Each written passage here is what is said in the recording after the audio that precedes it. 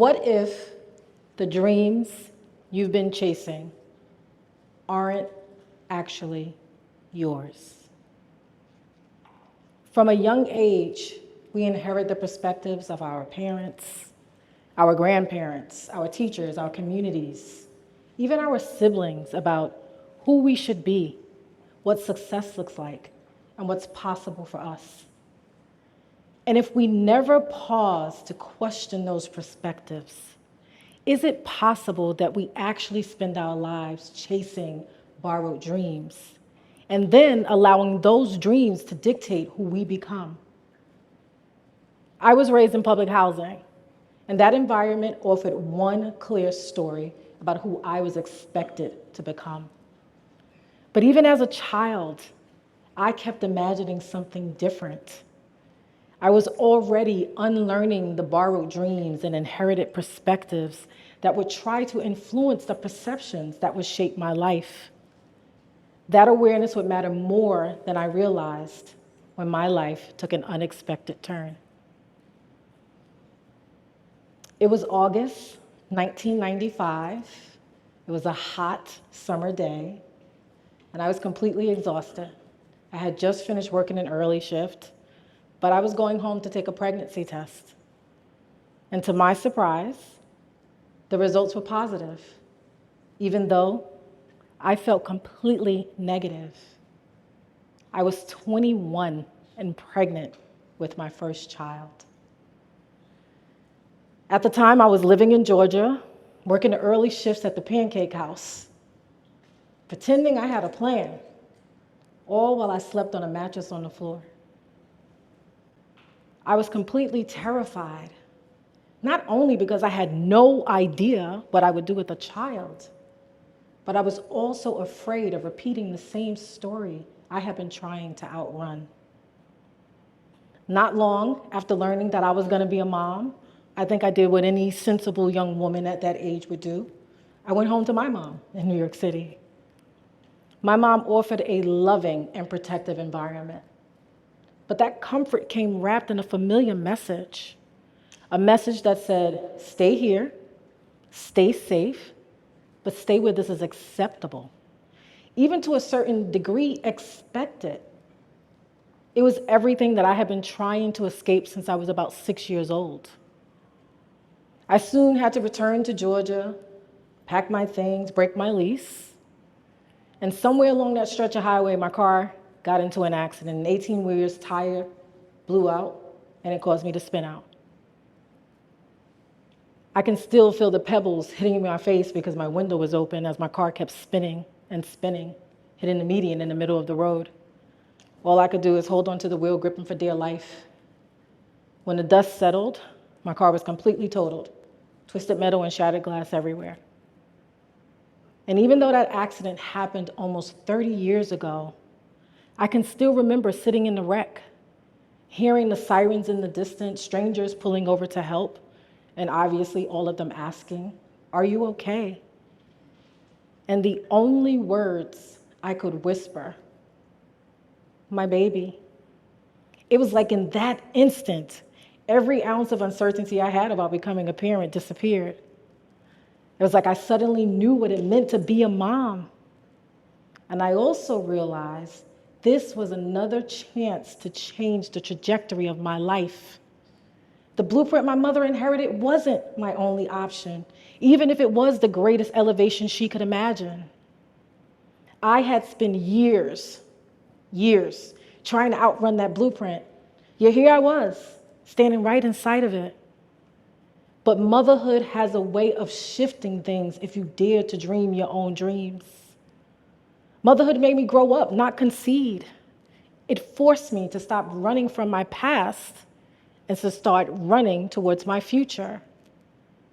After a healthy pregnancy and just about 3 weeks after giving birth to my beautiful baby girl, I walked into a new role as an executive assistant at JP Morgan.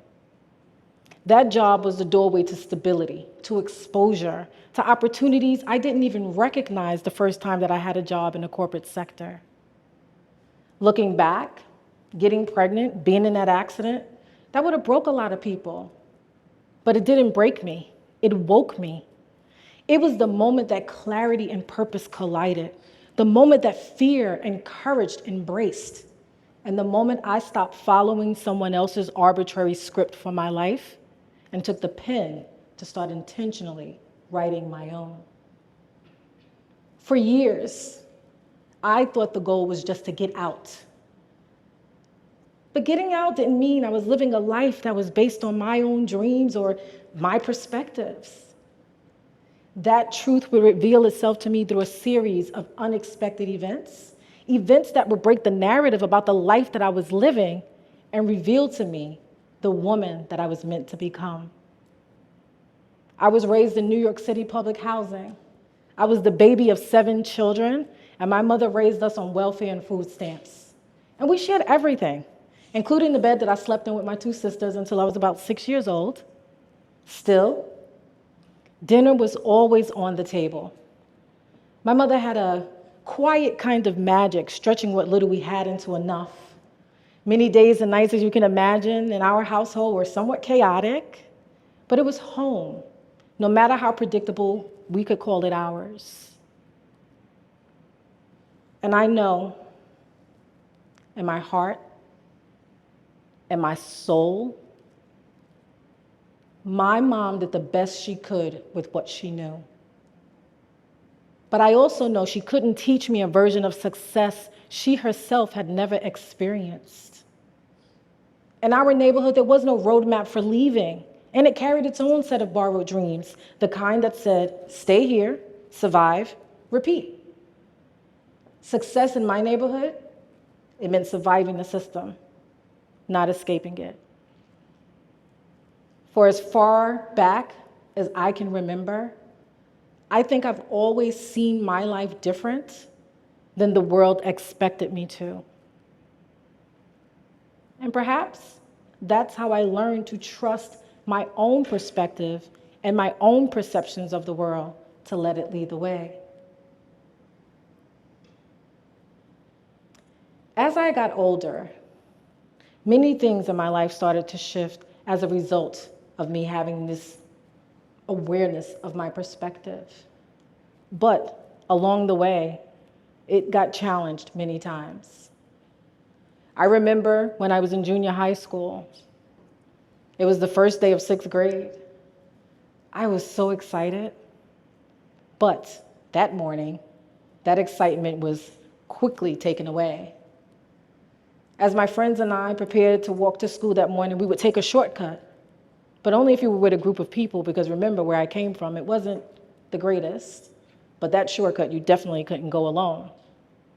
As we approached the shortcut this morning, we were met by a lot of police, yellow police tape, and the smell of death. They had found a dead body, and because it was still so hot outside, you could smell it. I don't know about any of you in here today, but if you've ever smelled death, it is unforgettable. For me, unfortunately, growing up where I grew up, seeing a dead body wasn't uncommon, but that was the first time that I actually smelled one. And that created a moment of confirmation that I think I've had since I was about 6 years old and terrified of the mice that ran across our floors at night. I could not imagine myself staying in a life that kept telling me that this was all there was. As I got older, there would be more lessons on perspective and how I applied my perception to them.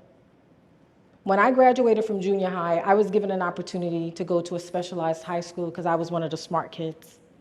Unfortunately for me, the school that I selected was more than an hour away from home, and that commute and the transit system wreaked havoc on my grades. But because I was a smart kid, I went to my mom and I said, I think I should just transfer to the local high school. And she agreed. However, when we went to process this transfer, it's like I can still hear this woman, this guidance counselor sitting in front of me today saying these exact words. If you transfer schools, you will not graduate.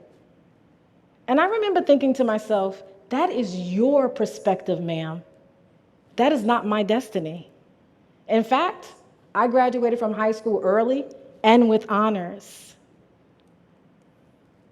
Years later, becoming a mom, my perspective was getting pretty mature, I'll say. At that point, I had a firm understanding that while your perspective will influence your future, it alone does not get to dictate your destiny. And having a child, I was definitely going to make sure that she was aware that wasn't going to be her story either. Having a child put me at an inflection point in my life. It was a point that said, I can no longer let life just happen to me anymore.